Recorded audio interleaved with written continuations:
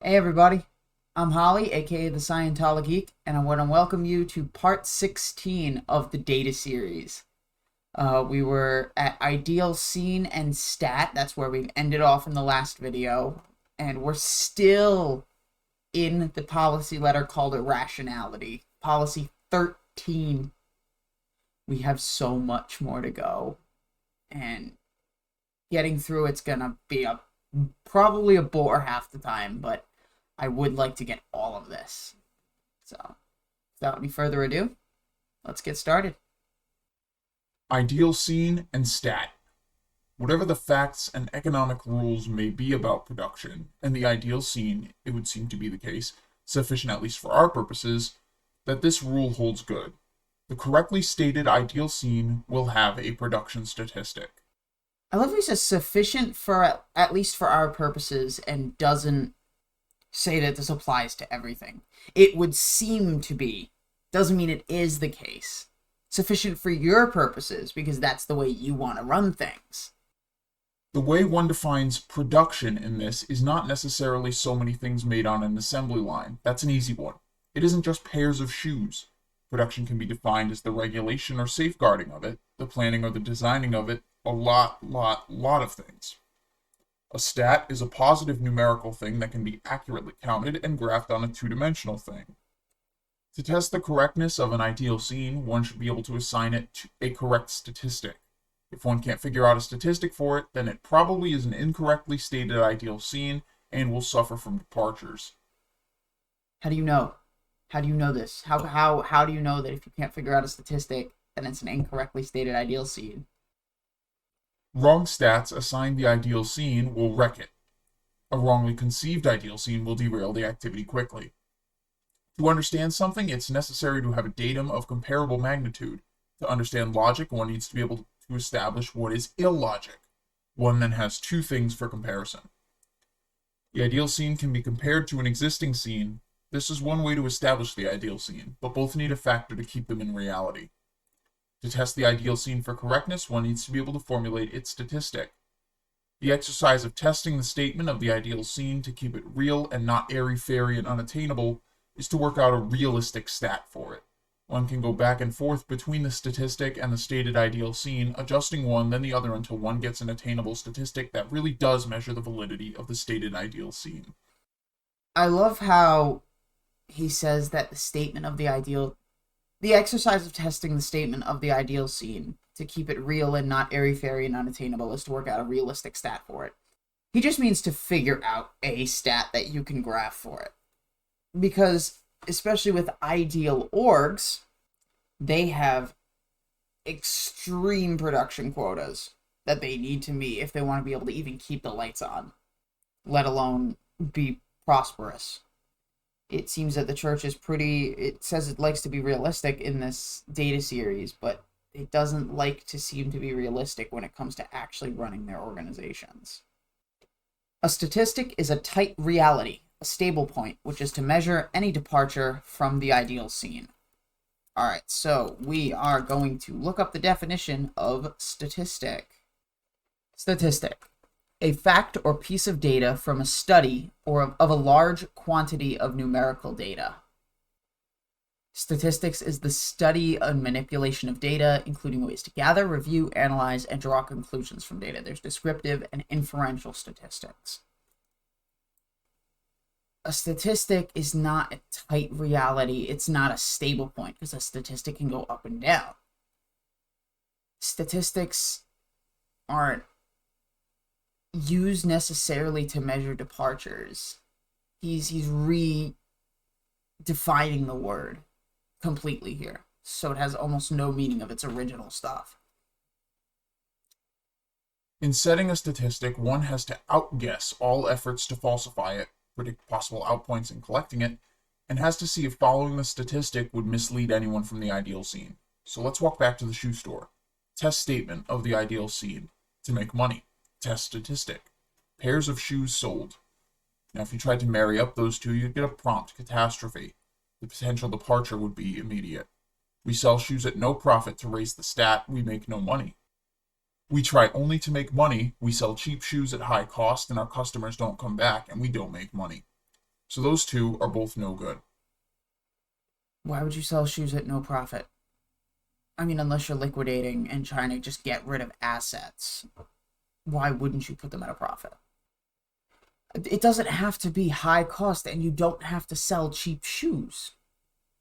You could sell very specific brands of shoes, which aren't necessarily cheap, but aren't sold at too high of a profit margin. I don't see how this is a problem statistic or test statement. I think he's generalizing, and that it all needs to be adjusted for the shoe store and what types of things they sell. So those two are both no good. I don't agree. Departure would occur. Indeed, it already exists right in the badly worked out ideal scene in the stat. Test ideal scene, cobblers are entitled to the shoes they make.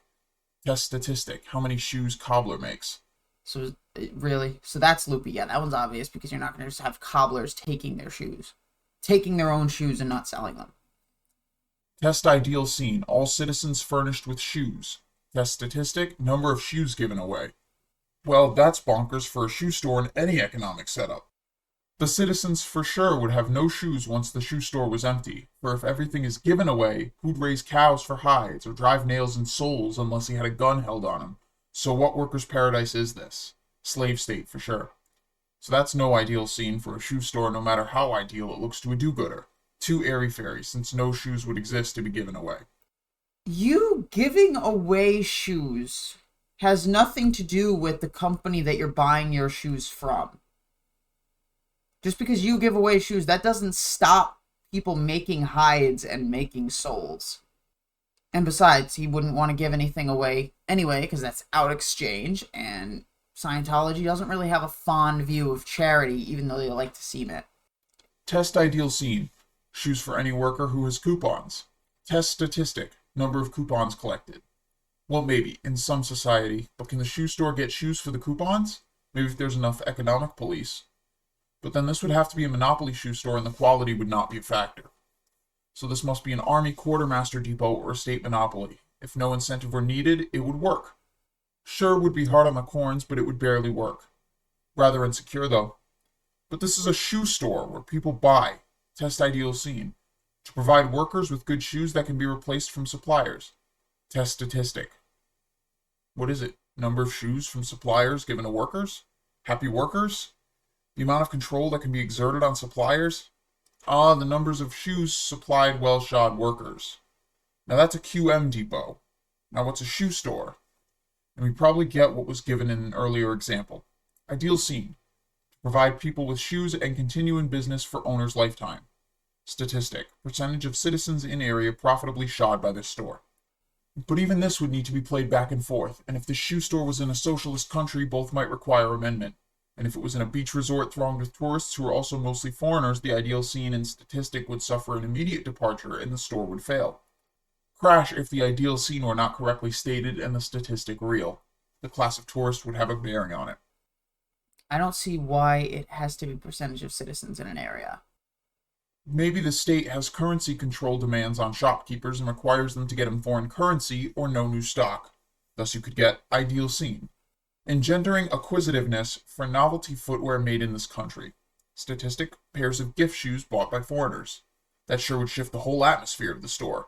Thus one plays the ideal scene against the statistic.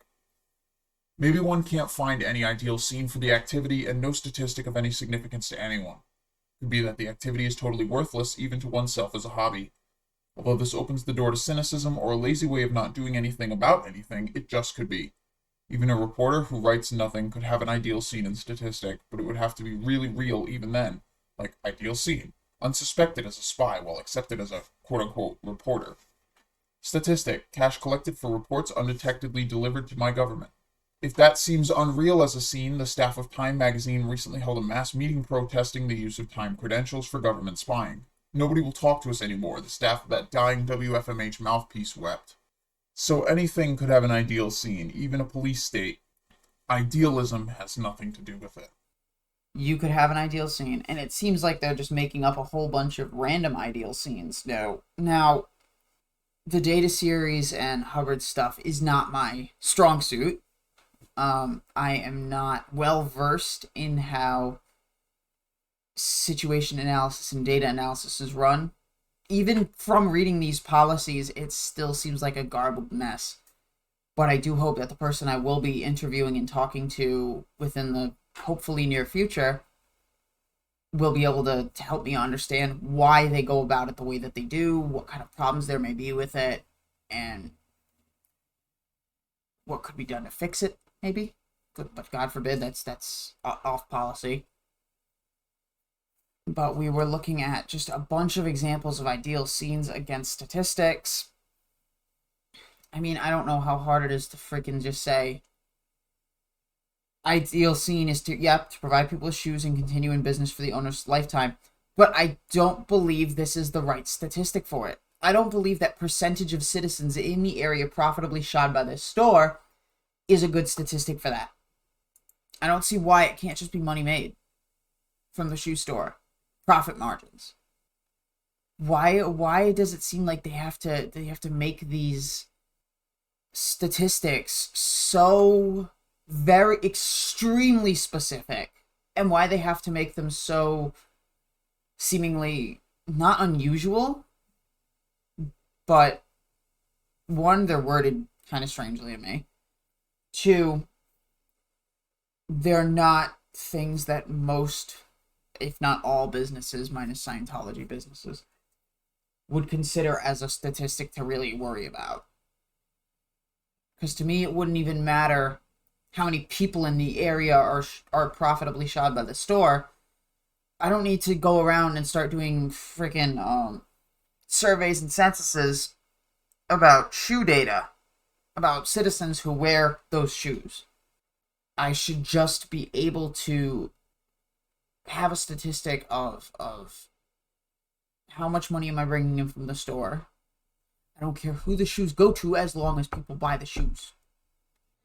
Again, the data series is just a mess. We had viable... How many pages are left? Oh my god, 2 pages, finally. So, we will finish this policy letter in the next video. Thank God. I am so sick of reading this thing. I don't have much else to say other than thank you guys for watching. Like if you like the video, dislike if you don't. I don't really care. Comment with your feedback or questions, good, bad, or sideways, and subscribe to be kept up to date on future content. I will be putting links to the Discord server in the description, as well as my email address, which is scientologeek@gmail.com, if you want to see the volumes, the OT levels, any of the documents that I've kind of collected over the years. It's not all the ones I have, but on a Google Drive, I have a specific folder that I can share with you as long as you have a valid Gmail address. And I can invite you to it, and you can download the documents, take a look at them, do whatever you want. I'll talk to all of you later. See ya.